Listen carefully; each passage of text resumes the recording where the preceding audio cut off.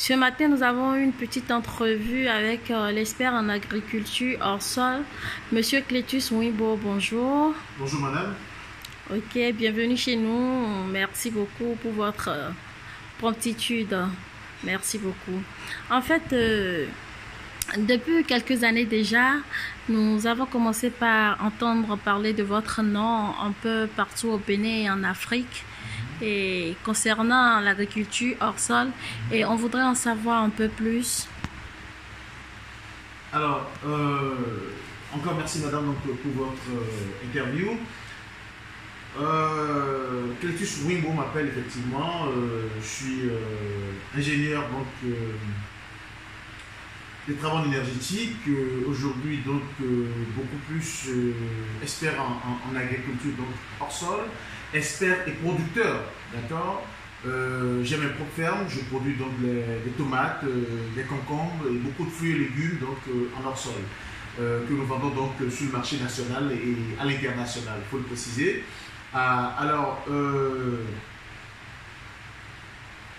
L'agriculture hors sol, effectivement, c'est une agriculture, pour faire simple, c'est une agriculture qui se fait sans le sol, d'accord, sans la terre. C'est pourquoi on dit hors sol. Donc on n'a pas besoin donc de la terre pour faire cette agriculture-là. Et qu'est-ce qu'on utilise donc à la place de la terre? Et c'est beaucoup de choses dans notre jargon technique. Il y a beaucoup de choses qu'on utilise. Généralement donc on parle de l'eau qu'on utilise donc en abondance. Et là il y a des techniques qu'on utilise à cet effet. Il y a la technique à bassin inondé où on utilise de l'eau en abondance pour produire la laitue sur l'eau par exemple ou d'autres plantes très légères. On utilise donc le système NFT, d'accord, c'est de l'eau donc en abondance, la technique donc à fil nutritif. Et puis de l'aéroponie, d'accord. Alors donc, soit on utilise de l'eau en abondance avec ces techniques-là, ou soit effectivement donc on utilise quelque chose de solide, physique, qui remplace donc la terre et qu'on appelle dans notre jargon technique le substrat. Voilà un peu donc quand on parle de hors-sol, sur à quoi donc cela se résume donc à l'historique. Ok, merci beaucoup. On voudrait savoir aussi les avantages de l'agriculture hors sol par rapport à la culture conventionnelle. Ok, les avantages de la culture hors sol par rapport à l'agriculture conventionnelle, effectivement, il y a beaucoup d'avantages. Quand on parle de hors sol, il y a beaucoup d'avantages, mais c'est tellement nombreux. Je vais me permettre donc de vous citer quelques-uns. Alors, le premier avantage donc, qui paraît important quand on parle de hors sol, effectivement, c'est le rendement. C'est le rendement. Je pourrais les citer pêle-mêle et puis peut-être développer certains. Alors donc il y a le rendement, d'accord, le rendement qui est très élevé par rapport à la terre. Alors l'agriculture conventionnelle donc qui se résume à la terre. Alors quand on parle de rendement, c'est quoi? Au bas moment en tant qu'expert formateur et tout, devant le public, on dit 3 à 4 fois le rendement de la terre. Mais on sait en tant qu'avisé que le rendement peut aller à plus de 11 fois, 10 fois, le rendement peut aller à 10 fois, 11 fois et même plus que ça, donc par rapport à la terre. Donc hors sol, vous avez un rendement qui peut aller à 3, 4 fois, voire 10 fois, 11 fois et plus donc que la terre. La première chose qu'il y a-t-il en hors sol, c'est cela. Quand vous faites du hors sol que vous n'avez pas ces rendements, vous ne faites pas du hors sol.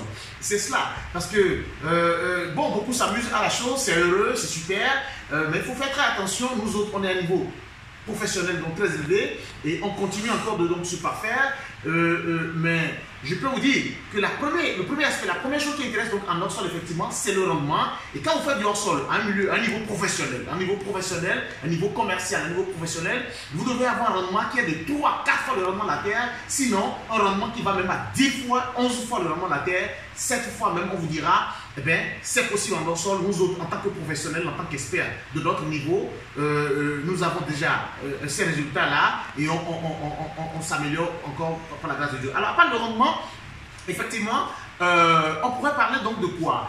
D'une agriculture qui est saine, d'accord? Parce que le code du hors sol, c'est une agriculture qui est beaucoup plus saine que la terre, en ce sens que, vous voyez, on utilise un substrat ou de l'eau, quelque chose donc qui est neutre, qui est plus propre, et c'est biologique à la base, c'est cela. C'est biologique, c'est bio, c'est naturel, ce qu'on utilise.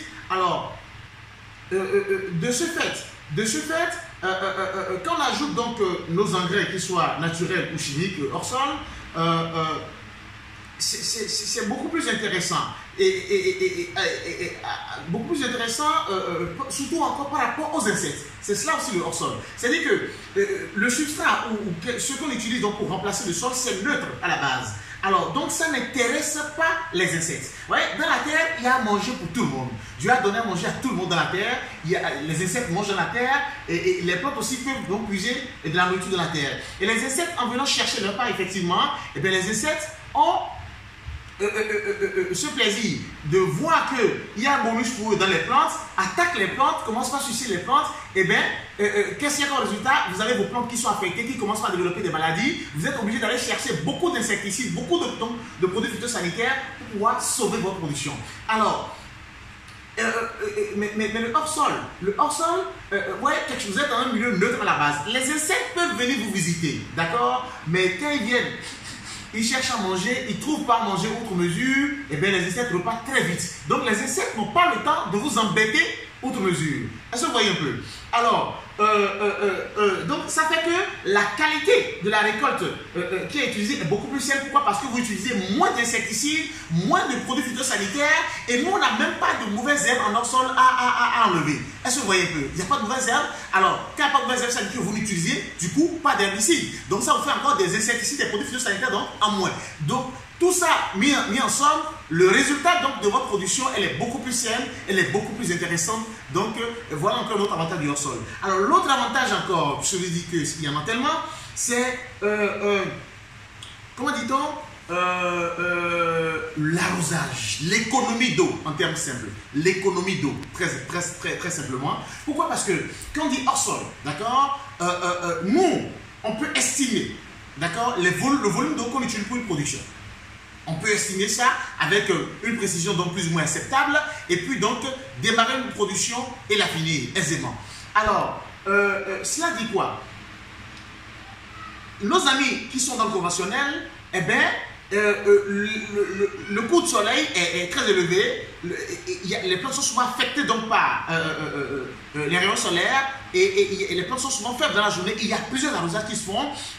Plusieurs arrosages n'est même pas encore le problème. Le problème, c'est que vous voyez, quand l'eau est envoyée dans le sol, et bien le sol, les plantes prennent ce qu'elles peuvent prendre immédiatement, et bien le sol absorbe, l'eau descend très rapidement. Ce qui fait que les plantes ont encore besoin d'eau très vite. Alors, chez nous, en hors-sol, avec nos substrats et autres choses qu'on utilise, eh bien, on a fait cette facilité donc, de rétention d'eau. Nos substrats ont une facilité inouïe, extraordinaire donc, de rétention d'eau. Et ce qui fait que l'eau peut être encore là un bon moment pour les plantes, pour les racines, le système racinaire, qui peut donc absorber aisément cette nourriture qui est envoyée. Alors que dans la terre, eh bien, ça descend très vite, il y a du gaspillage. Alors, nous, effectivement, donc, on peut estimer le volume d'eau pour toute production et puis l'utiliser à bon escient, même si on peut procéder par 2-3 arrosages, donc ou plus en une journée. Donc j'ai parlé du rendement, j'ai parlé des insectes, de la qualité donc, des trucs, j'ai parlé donc de quoi? De l'économie d'eau, est-ce que vous voyez? Et je voudrais parler, il y a tellement de choses, mais je voudrais ajouter donc le bien-être des plantes. C'est-à-dire que quand on dit hors-sol, c'est le sommet de l'agriculture. C'est l'art de l'agriculture. C'est-à-dire que des professionnels comme nous qui font du hors-sol, eh bien, nous sommes des artistes de l'agriculture. Est-ce que vous voyez? Nous sommes des professionnels de l'agriculture. Alors, nos amis de la terre, ils font ce qu'ils peuvent, mais quand tu viens en hors-sol, qu'est-ce que nous demandent? C'est quoi la promesse du hors-sol? La promesse du hors-sol nous demande de faire de l'art en agriculture en mettant les plantes à l'aise, d'accord? En mettant les plantes à l'aise, ça dit que il faut penser au bien-être des plantes en leur donnant, en leur mettant, ça dit qu'en mettant les plantes dans les conditions de température et d'humidité qu'il faut. Est-ce que vous voyez? Et pour cela, nous sommes obligés. Donc, nous passons donc par la mise en place des serres et des serres. Alors, les serres, vous allez voir donc souvent dans nos photos, nos vidéos et tout ça, il y a les serres diamants métalliques, avec des constructions métalliques, et les bâches blanches et tout. Comme nous en faisons en bois aussi très couramment donc, dans plusieurs pays en Afrique, ici déjà.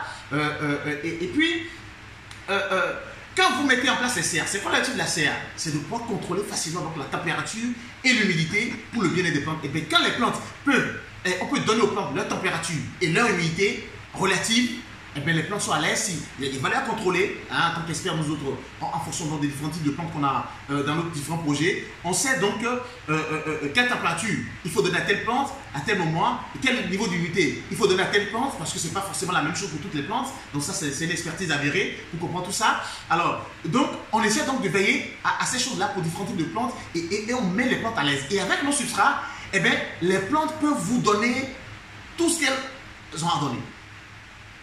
C'est-à-dire que vous profitez des plantes à leur plus fort potentiel génétique, avec ce que nous avons comme substrat et autres, et un peu partout. Voilà un peu ce que je peux me permettre de vous dire pour le moment. Merci beaucoup, monsieur l'expert. Oui. Je voudrais savoir aussi où est-ce qu'on peut pratiquer la culture hors sol. Oh, la culture hors sol peut se pratiquer partout, d'accord. Quand je dis partout, c'est vraiment partout. De façon terre à terre, nous disons aux gens, l'agriculture sol a besoin donc en général d'une surface plane, en termes simples, un sol plat. C'est vrai qu'on ne subit pas le sol, mais quand il nous arrive d'intervenir donc sur du sol, on est obligé donc, quand les gens en ont les moyens, de couvrir le sol, recouvrir le sol donc avec des bâches noires, blancs ou bâches blanches ou tout ça. Donc, en termes simples, hein, vous pouvez le faire l'agriculture sur du sol, mais c'est qu'il faut couvrir le sol, d'accord. Une surface plane en général, ce qui fait que sur une dalle, vous avez une toiture terrasse, un rooftop, vous pouvez donc effectivement travailler là-dessus. Quoi encore, vous avez du goudron qui passe dans votre côté, vous avez de l'argent, vous pouvez goudronner un espace. Si vous avez l'argent, vous pouvez carreler le sol et puis travailler. Est-ce que vous voyez un peu? En général, c'est une surface plane et puis après, bon, on sait comment. Il y a différents designs, différents modèles de bout à bout. Et par rapport donc à ce qu'on achète, donc on sait faire l'installation, donc vous pouvez être plus à l'aise. Voilà un peu. Ok. Merci beaucoup, monsieur l'expert. Toujours, je voudrais vous demander les risques de la culture hors sol sur l'environnement, notre environnement d'aujourd'hui, parce que on a constaté que avec la culture conventionnelle, il y a beaucoup de choses qui se passent dans l'environnement. Dites-nous.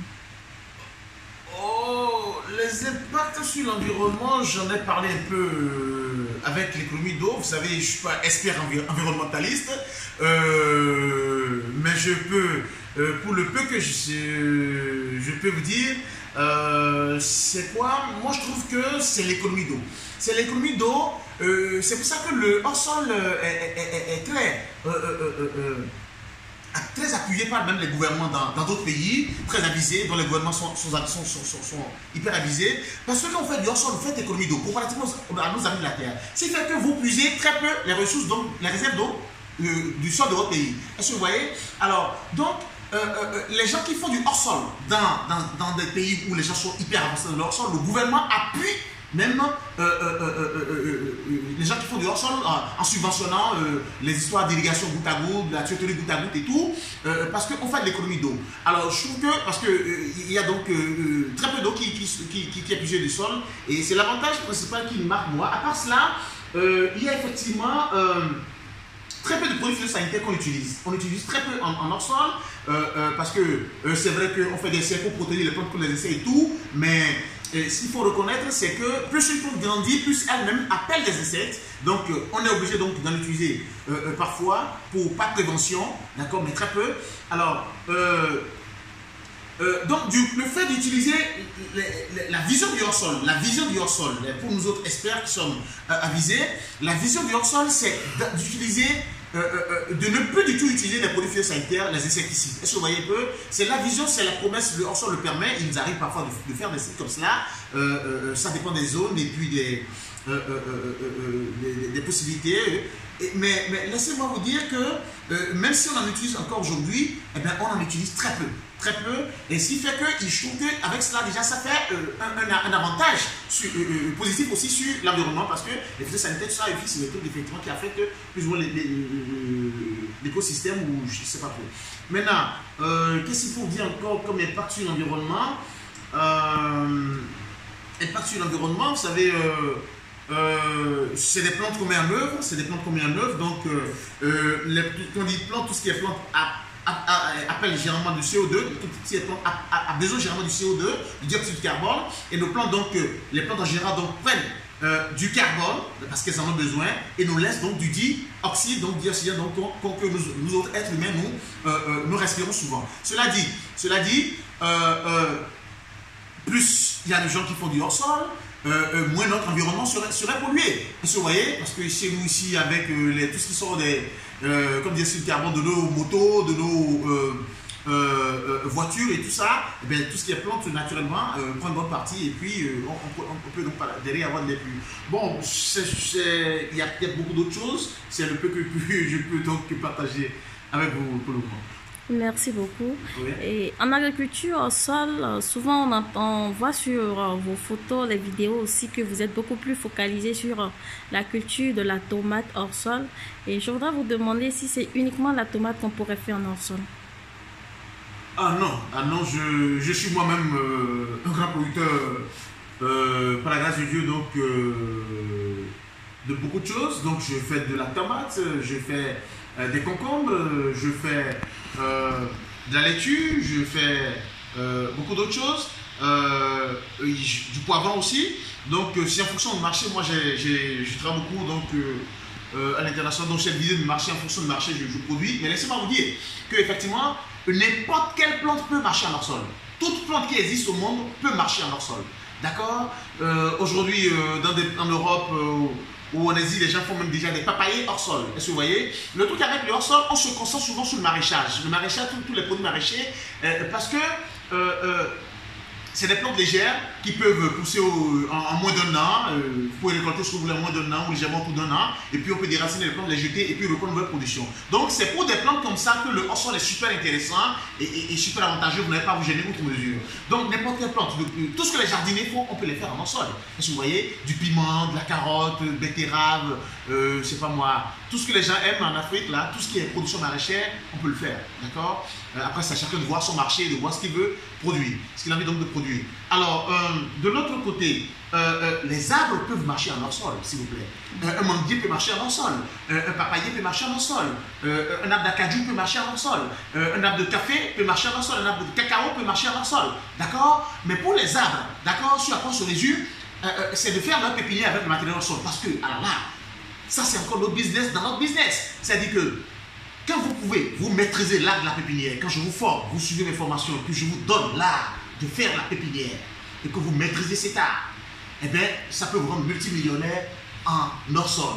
Donc, les gens qui sont pépiniéristes, voilà, ça c'est un message aussi pour eux. Les gens qui sont pépiniéristes, qui veulent, les gens qui font des fleurs et tout ça, même les fleuristes, tout ça, ils peuvent utiliser dans leur matériel pour faire du hors sol et avoir d'excellents résultats. Mais je voudrais donc adresser un message donc aux pépiniéristes pour leur dire que s'ils maîtrisent notre production, ne serait-ce que la pépinière, l'art de la pépinière, si je leur donne cela, eh bien, ils sont sauvés. C'est-à-dire que vous allez en Côte d'Ivoire, au Ghana, hein, dans des pays où les gens font beaucoup du café, cacao, des trucs comme ça, eh bien, vous pouvez faire la pépinière avec notre matériel hors sol, d'accord? Et quand vous maîtrisez ça, vous allez vendre des pépinières excellentes qui vous donnent d'excellents résultats donc, en très peu de temps, d'accord? Ça dit quoi? Ça dit qu'une pépinière que vous mettez peut-être 3 semaines à réussir en hors sol, dans la terre, il faut peut-être 5-6 semaines ou 8 semaines pour les gens pour avoir le résultat que vous avez. En termes simples, c'est cela le hors sol.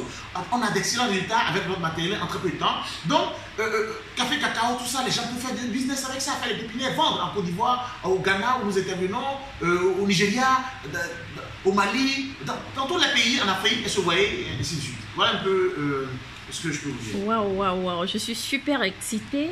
Donc, par exemple, je décide d'investir dans l'agriculture au sol, je décide d'y mettre quelques millions. Oui. Et est-ce que la rentabilité sera au rendez-vous? Vous voulez investir combien de millions? Bon, déjà peut-être j'ai 10, 15 ou 20 millions. 10, 15, 20 millions, vous voulez investir si la rentabilité sera au rendez-vous. Alors, ça c'est ce que j'adore faire. D'accord, donner les résultats. Nous avons, ça fait des années que nous sommes dans ce métier. Par la grâce de Dieu, nous avons une expertise avérée, recherchée aujourd'hui. Nous sommes sollicités un peu partout en Afrique et dans le monde entier. Nous rendons grâce à Dieu. Et tout ça, c'est à cause de nos résultats. Notre savoir-faire, parce qu'il y a beaucoup de gens qui s'amusent, mais il y a aussi les pros, d'accord, les professionnels comme nous, qui peuvent donc, qui sont exigeants sur les résultats. Parce que déjà, pour vous dire, l'information c'est quoi? Tout le monde a envie de faire du hors-sol, j'en sais quelque chose, ça intéresse beaucoup de gens. De par l'expérience et le professionnalisme qui est le mien aujourd'hui, je peux affirmer, dire haut et fort que le hors-sol, ce n'est pas pour tout le monde. D'accord? Tout le monde a envie de le faire, mais tout le monde, c'est pas évident que tout le monde réussisse à hors-sol. Et beaucoup vont le faire et puis se casser la tête. Parce que c'est vraiment délicat, c'est quelque chose de beau, de merveilleux, mais ça demande une exigence. D'accord? Ça demande de la rigueur, ça demande d'être travailleur, ça demande d'être passionné, ça demande d'être amoureux. Les plantes demandent à ce que les plantes demandent à être nos bébés, donc nous devons prendre soin des plantes comme nos enfants. Et si tu n'es pas amoureux de la chose, passionné de la chose, exigeant avec toi-même par rapport au résultat, eh bien, tu vas faire du hors-sol, mais tu n'auras pas les résultats du hors-sol. Écoutez, tout le monde peut s'amuser en hors-sol, c'est permis. Mais donner à manger aux plantes. La plante, ça c'est quoi? La plante a besoin de quoi pour avancer? Il y a 14 éléments qui composent des engrais, mais que ce soit naturel ou chimique, mais la plante a besoin de quoi en général? Du NPK, du K, de l'azote, de phosphore, potassium. Après, vous avez les éléments, les macro-éléments secondaires et puis les oligo-éléments. Maintenant, c'est facile de donner tout ça. Un profane, quelqu'un qui ne connaît rien, peut donner, on peut lui dire que ça c'est un engrais, il donne à la plante et la plante va lui donner des fruits, que ce soit des tomates, machin, tout ce qu'il veut. Ça, tout le monde peut le faire. Et les gens s'amusent à faire ça en hors-sol. C'est bon, c'est bien. Mais quand on dit résultat en hors-sol, c'est pas donné pour tout le monde. Quand on dit la promesse du hors-sol, le rendement en hors-sol, c'est pas donné à tout le monde. Là, il faut être vraiment rigoureux, exigeant, se faire accompagner par un expert comme nous autres qui te donne la main, d'accord, qui te donne vraiment une bonne main pour avoir le résultat. Parce que ça demande beaucoup de rigueur. C'est pour cela que nous disons que c'est pas donné à tout le monde de le faire.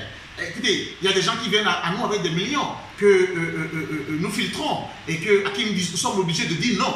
Parce que quand nous analysons la compétence, nous on a l'expertise, mais si de leur côté ils ne sont pas prêts à faire leur boulot, eh bien nous ne pouvons pas avoir le résultat. Parce que moi je suis un expert. Je suis un expert, je suis un contrôleur, je peux te dire de A à Z tout ce qu'il faut pour la plante, mais derrière c'est vous, avec votre agriculteur, qui êtes à côté des plantes au quotidien. Est-ce que vous voyez? Vous êtes donc à côté des plantes en permanence avec les plantes quotidiennes. Et si ce que moi je vous dis, eh bien, vous ne le faites pas, vous ne mettez pas donc la rigueur, le contrôle permanent qu'il faut pour le faire, eh bien, vous allez passer à côté des résultats. Vous allez avoir des fruits, ce n'est pas un problème. Vous allez avoir des trucs qui vont apparaître, vous serez content. Mais au fond, quand vous vous asseyez pour faire le calcul de rentabilité, eh bien, vous allez voir que vos résultats passent à côté. Je ne sais pas si madame, vous comprenez. Oui, je comprends. Alors, donc, c'est la différence qui est entre nous autres, experts, avisés, professionnels, donc, et puis n'importe qui fait donc du hors-sol. Alors, c'est beau, chacun peut, on n'est pas obligé d'être expert pour faire du hors-sol.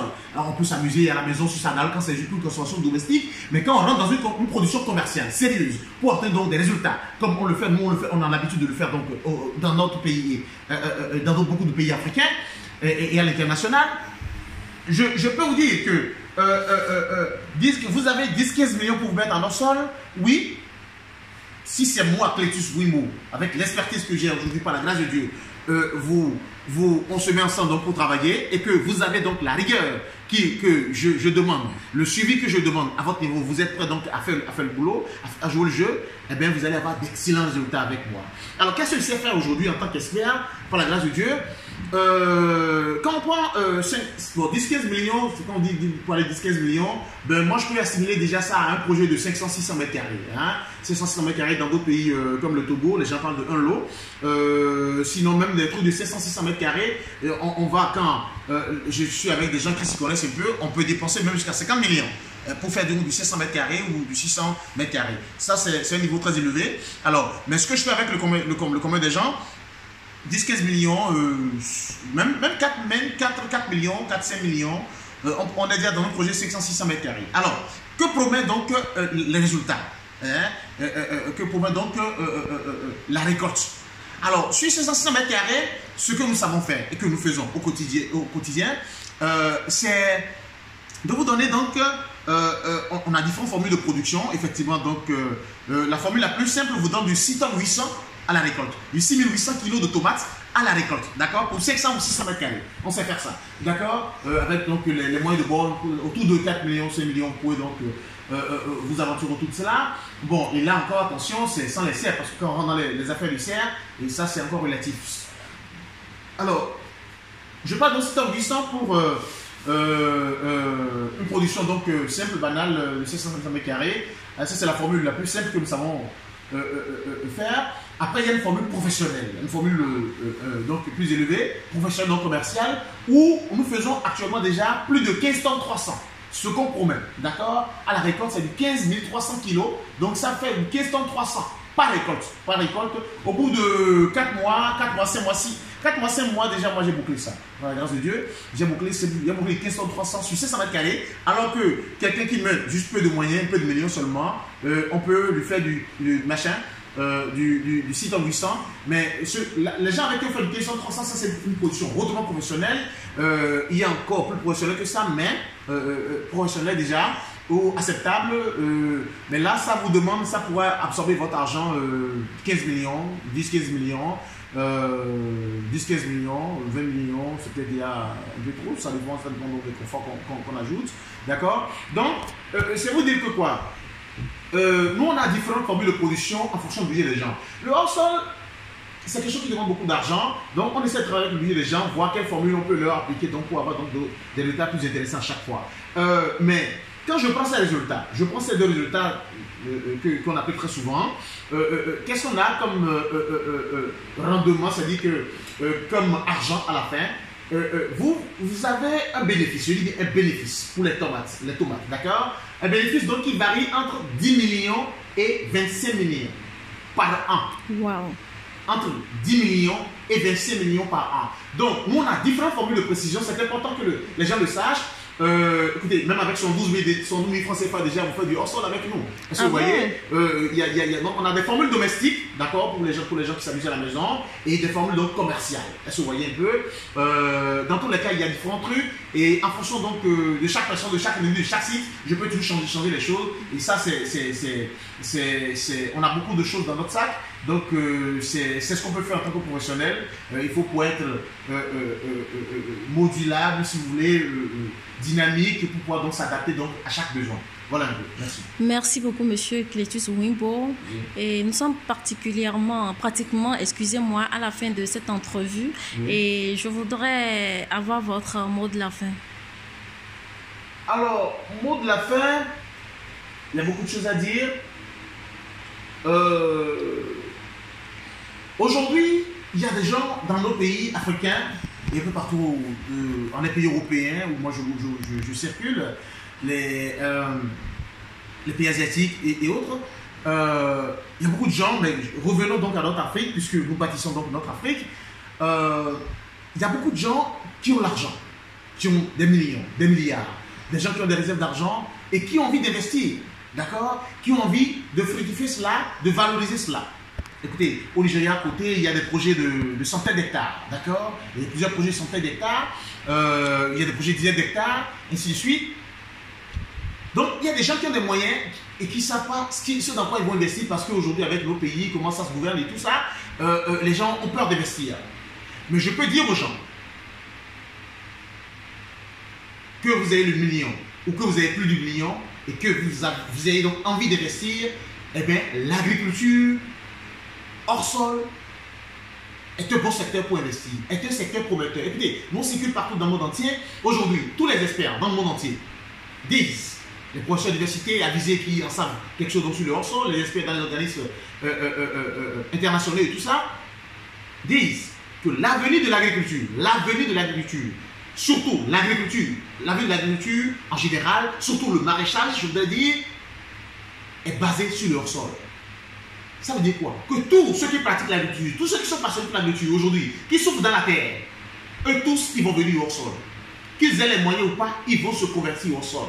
Parce que la terre a montré ses limites en ce qui concerne le maraîchage. La terre aujourd'hui c'est bien, mais c'est bien pour les arbres. Les manguiers, les papayers, les arbres, le café, cacao, cajou, tout ça, c'est bien pour ça. Parce que c'est des choses, quels que soient les effets que les insectes peuvent leur apporter, ben ces arbres-là durent. Mais quand vous prenez tout ce qui est maraîchage aujourd'hui, ben, ça ne dure pas et puis on est encore fatigué par les insectes alors qu'on attend donc d'abondantes récoltes pour pouvoir donc vendre parce que c'est du business. Donc, l'avenir de l'agriculture aujourd'hui repose sur du hors-sol. L'Afrique a la chance aujourd'hui d'avoir des experts avisés comme nous autres et nous rendons grâce à Dieu pour nous avoir choisi, nous avoir donné la grâce parce que moi, aujourd'hui, tout ce que je fais aujourd'hui, c'est avec l'aide de Dieu, c'est avec son assistance, je dois le dire, je dois le reconnaître. Ce n'est pas ma force, les gens peuvent voir mes résultats, ils sont souvent étonnés, mais je leur dis, je ne suis pas seul, je travaille en communion avec le divin. Et c'est heureux, et c'est pour tout ça qu'aujourd'hui, je suis dans des projets de plusieurs millions, de milliards, et je rends grâce à Dieu. Et donc, je voudrais dire à ces gens-là que l'agriculture, l'avenir de l'agriculture aujourd'hui, c'est le hors-sol. Vous avez l'argent, on ne vous force pas. Mais sur votre instinct, sur votre cœur, si cela vous dit, il faut mettre très vite vos pieds dans le hors-sol. Parce que, qu'on le veuille ou pas, que les business passent dans le pays ou pas, c'est que les gens vont manger. Le pauvre va manger, le riche va manger. Et si vous produisez, vous êtes dans le maraîchage, vous produisez la tomate, le piment, les oignons, tous ces condiments, les gens sont obligés d'acheter tous les jours, qu'ils soient pauvres ou riches. Donc, c'est de l'argent, c'est un business où vous n'avez pas à vous plaindre, où vous vendez, le marché est là en permanence. Et Dieu sait que dans notre Afrique, dans nos pays, d'accord, francophones comme anglophones en Afrique, eh bien, les gens ne sont pas encore dans ce secteur. Et même s'ils y sont encore beaucoup, la demande est grande. Nous autres experts, on peut estimer avec une précision donc plus ou moins acceptable les besoins de nos pays, le besoin de chaque pays dans telle ou telle production. Vous voulez produire la tomate, on peut les estimer les besoins. Combien de milliers d'hectares il faut produire, il faut donc, sur combien de milliers d'hectares il faut travailler, nous on peut estimer les besoins. Donc, ça demande vraiment beaucoup d'argent, ça demande beaucoup de millions, beaucoup de milliards. C'est vrai qu'on fait les gens un peu partout, les gens mettent un peu de millions, un peu de quelques centaines de milliers passés par là. C'est vrai, c'est le début, on a encore du chemin. Et on voudrait dire aux gens qui ont des milliards, des millions un peu partout que oui, la chose est possible. C'est possible d'investir de l'argent dans le hors-sol avec résultat. C'est aussi ça la différence avec le hors-sol par rapport à la terre. Le hors-sol vous donne vos résultats. Les gens me demandent souvent aussi quels sont les inconvénients du hors-sol. Je peux vous dire avec l'expérience que j'ai aujourd'hui que le seul inconvénient du hors-sol, c'est celui qui pratique du hors-sol. Si vous avez un mauvais technicien, c'est-à-dire que un mauvais technicien, celui qui vous accompagne, il est nul, et l'agriculteur que vous recrutez, lui, on ne parlera pas de nul pour lui, mais s'il n'est pas responsable pour faire ce qu'on lui demande, eh bien, et vous allez passer à côté. Donc, les seuls inconvénients qui puissent exister dans le hors-sol, depuis des années que je pratique, c'est cela. Sinon, tout le reste, c'est super. On a du bon matériel, encore bon matériel, il faut faire attention. Si vous êtes avec des bricoleurs, eh bien, vous allez avoir n'importe quoi et vous allez passer à côté. Mais quand vous êtes avec des gens exigeants, rigoureux comme nous, eh bien, on vous trouve du bon matériel. Écoutez, le matériel, on va le commander un peu partout, hein, en Europe, en Asie. On va chercher partout dans le monde tout ce qui est bon matériel. Donc, quel que soit le coût, et on l'achète. Et pour faire donc du bon travail, pour avoir de bons résultats derrière. Donc, on voudrait dire aux gens que, oui, le hors-sol vous donne, quand vous mettez votre argent dans le hors-sol, je vous promets, vous allez le récupérer si les gens qui font ce travail sont compétents. Sinon, c'est eux les inconvénients du hors-sol. Le hors-sol, c'est super, c'est vraiment super. Le hors-sol, aujourd'hui, on peut faire une production purement biologique, 100% biologique avec. Nous en avons les compétences.